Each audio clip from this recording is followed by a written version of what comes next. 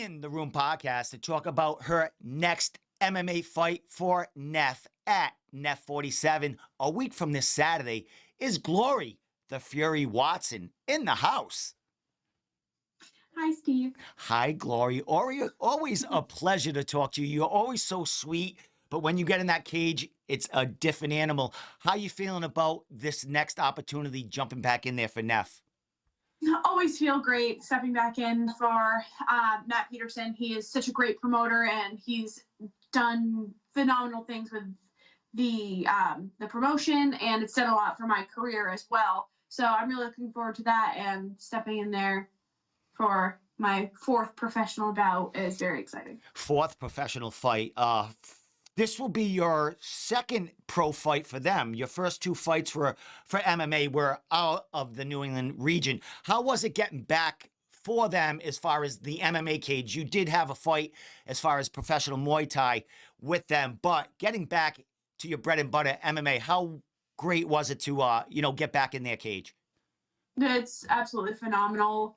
Like, the fighting, the whole thing that is fighting is so amazing in itself, but having a team of people that are behind you and want to see you succeed, and you're not a feeder for someone, or they're not just looking strictly to make money, but someone who genuinely cares about your career, is unparamounted in this career choice.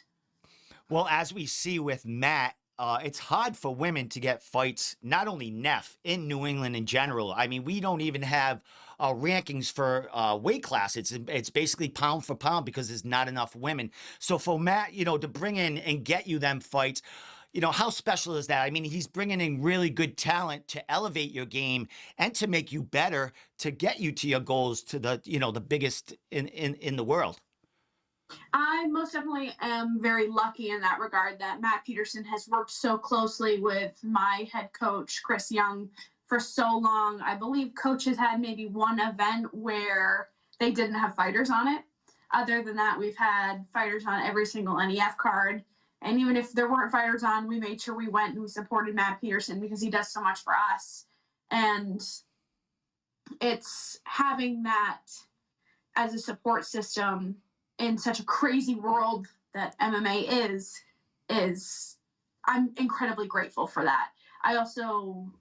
It's very give and take. I understand that a lot of times it's difficult to find women, and I also understand that women that do come up want to make money if they're going to fight. So for me, this has never been about money. It will never be about money. So I would rather take little to no purse and let my opponent get whatever they want to come up and take it from there. So Matt Peterson has been really good about working with me in that regard, and I'm just incredibly grateful. And you don't get that much from promotion and fighter, that relationship right there to get a fight done. And the fights that you've been getting have been really, really high caliber. I mean, you've had that one fight with Hillary Rose where she jumped in because an MMA fight fell through. And what a fighter to jump in and give you your first pro Muay Thai fight there, man. How did that experience? I mean, you're fighting another woman's pioneer in the New England MMA area, where she's killing it on the scene right now. How was it to get in the ring, or the cage, I mean, with her, and mix it up with a woman that's really good on her feet as well? It was just such an amazing experience. I came out learning a lot about what I needed to do as a fighter. And it just kind of changed my perspective. And going against her, I believe she made her pro debut in the same year I made my amateur debut, if I remember correctly. So there's a big gap in experience in that regard, but to go in there and to not be finished and to have been able to put together some good combinations myself it's humbling in one regard, but it's really nice to know that the hard work that I'm putting in is actually going somewhere. Yeah, it was an amazing fight. Very, very entertaining fight. And as always, at the end of your fights, the camaraderie, the respect between you and your opponent, win or lose, is always top notch. And it's something beautiful to see. Glory, To get to this, this last fight in February when you made that, your walk to the cage for NEF. Man, it was an amazing fight. It was the best fight I've seen you in all your fights. I mean, you're getting better every fight as it is, but this was something that you put together that was just a work of art. I mean, you showed everything in there as far as an arsenal, man. Looking back at that fight, how do you feel about it overall? Your experience and your effort in there. So overall, I think that was a fight that I really needed. I think that there was a moment, actually, the commentators, they mention it. I get hit with a punch, and then I get this huge smile on my face, and I just go. And I remember in that moment, I got hit with that and flash a white light, and I'm like, this is not how I want this fight to go. And that's the time where you make the decision. You decide, you're like, I'm either going to continue to be on the receiving end of this, or I'm going to step up and I'm going to put forward what I have. And coach and I have talked about it quite a bit, and it's what it's all come down to is emotional investment. If I show up and I'm like, I'm really hesitant and I'm trying to do my best, but I'm hesitant because I don't want to put too much forward, and then you lose, you have that regret. The regret that I could have been more, I could have done more, instead of going in there and putting everything out there and then finding out. So you do lose, but knowing you had nothing left. There was nothing left that you could have done. You did everything to the best of your ability. And I think that I was so worried about being perfect in my fights before that, that I let that go. And I found that again. I found the whole just flip the switch and go. As far as getting ready for this fight, what has changed? What's going on with training camp? Have you added anything new? Any new training partners? What's going on with that? So my training camps have been very different every single time, but this camp versus my last camp have been very similar. Right now, my Young's MMA is in the middle of a transition. We're in the middle of opening a new facility, and we don't have the same team that we had before. We don't have the same bodies we had before, I guess is a better way to put it. So I've been traveling a lot. I travel on Tuesdays, I travel on Thursdays, and I travel on Saturdays. And being up in Bangor, there's not as many gyms as close as we would like. So I end up traveling 2+ hours just down to get the gyms that I've been training. I've been training at Central Maine Brazilian Jiu-Jitsu, at Famoso, which is just Jason Bell and Ryan Burgess. And then occasionally we'll go to Nostis as well. Just the guys and the girls at these places are phenomenal, and it's nice to have a team behind you, even if it's not your team. Like, I support them, they support me, but we're all, when it comes down to it, we're in it for our own gyms. But it's like I said, camaraderie is a huge thing for me, and I love the respect that is built through MMA. So this camp has really, that has grown a lot. The relationships between gyms and fighters have grown a lot in this camp, which I think is really important. Excellent. Well, those are a couple of gyms, Nostos, and Central Maine, some killers in there. So you're getting to the right gyms in Maine. As far as this fight coming, you're taking on another undefeated woman coming in there. Want to know, Natalie Schlesinger. She's coming from New Jersey, another out-of-towner, coming a unanimous decision back last summer.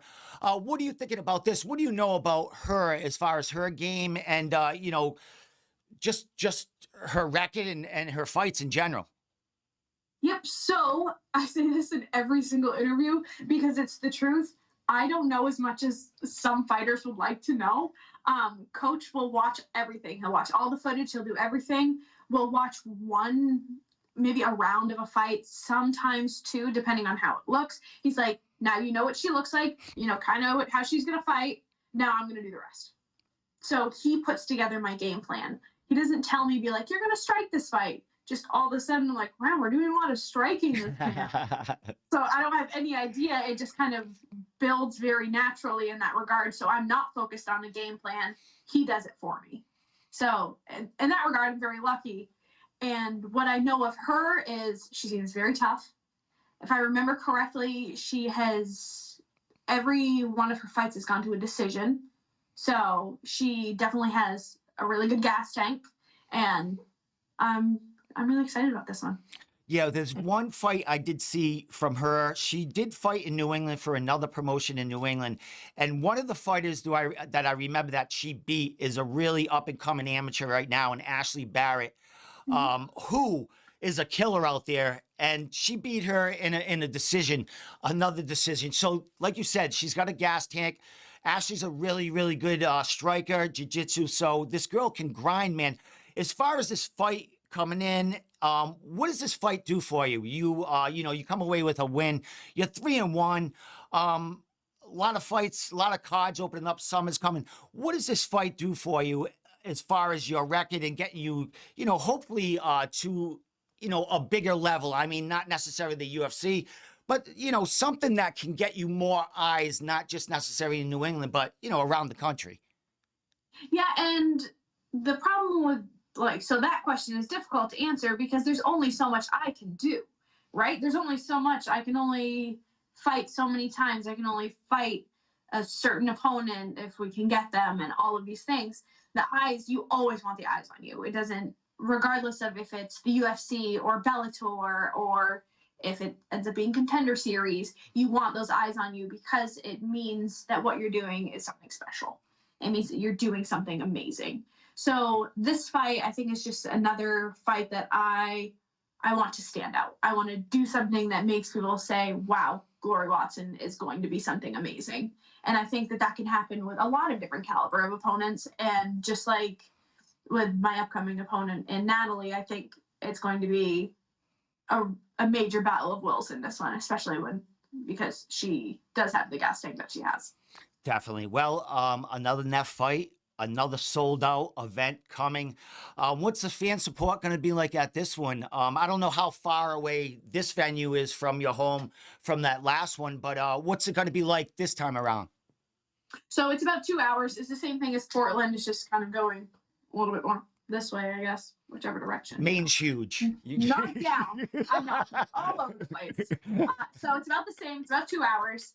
And my following it's really been just about the same everywhere I go. New York was the only event that I fought at that I didn't sell any tickets. Actually, I think I sold one, but it was in the midst of COVID and everything was going on, so that was very difficult. But the fight before that, I fought in Florida and I sold 40 tickets. So I have a very loyal fan base. They're a little bit kooky and I love them all. And so that's the beautiful part about fighting in New England is I have my family and my really close friends in my gym, but then you have the people from, say, Evolution, where I fought Megan Rosado. There's people from Evolution that want to watch the progression of my career as well. So they're on my side of it, slight fans or major fans in some cases. So it's having a home base in New England and just in New England MMA in general it's really great to have. And that's why I think keeping all of the New England fighters where we have, like how everyone's just together, is great. We can all be each other's biggest fans. Yeah, exactly. And NEF has amazing fighters and fans. Being in the back room, watching you ladies and guys get ready for fights, coming back after the fights. So many gyms are helping each other out back there, even, opponents against opponent. I mean, eventually you always become friends, just like you said with Evolution there. With this fight, back at NEF, what do we expect to see from you here? What do we expect to see from you after coming off that spectacular finish back in February on May 14th? I guess what I would like to see and what I'm going to do my best to put forward is emotional investment, is showing that I am meant to be there, I'm supposed to be there, and anyone that's in the cage to me is kind of just in the way. It sounds really bad. It sounds so mean. And I don't mean that in a mean way. Like, I wish the best of luck to my opponent. But that's where I want to be. It's what I want to do. And the person in front of me is the person in the way. Well, you've been getting them out of the way the last couple of fights in highlight fashion. So excited for you to see you back a week from this Saturday, NEF 47, May 14th. Glory, The Fury Watson. Anything you want to say before I let you go? Sponsors, social media. There might be a ticket or two that someone might want to scalp. You might want to give that number because I know they're probably hard to come by. But throw anything out there you want to let get out there, and I'll let you get going. Yeah. So sponsor wise, I could, if I sit here and list them, we'll be here all day. So I'm gonna make a comment and I'm gonna tag all my sponsors in it when this video gets posted, and that way they all get the recognition that they deserve, because doing this would be so incredibly hard without the support of my sponsors, whether it's a trade of service or a monetary sponsor or friendship. For all I care, it's all so important to being successful in this. So you just like and follow my social media pages, because that's important to say. I know that now. So everything's Glory Watson MMA, because I'm very creative. Excellent. You know what? That's the best thing to do, Glory. I mean, other fighters should take, one social media tag through it all, and everyone can find you really easy. So you're learning in the cage and out of the cage with that. So all the power to you. Glory, can't wait to see you in a week from this Saturday, putting it all together and going for that third win. And we'll see what's going on midsummer or, a little after that. A lot of things coming up and a lot of opportunities for you to grow and get to where you want. So with that said, thank you so much, Glory. And you have a great week and a half up until fight night. Thank you so much, Steve. I really appreciate it. All right, we'll see you.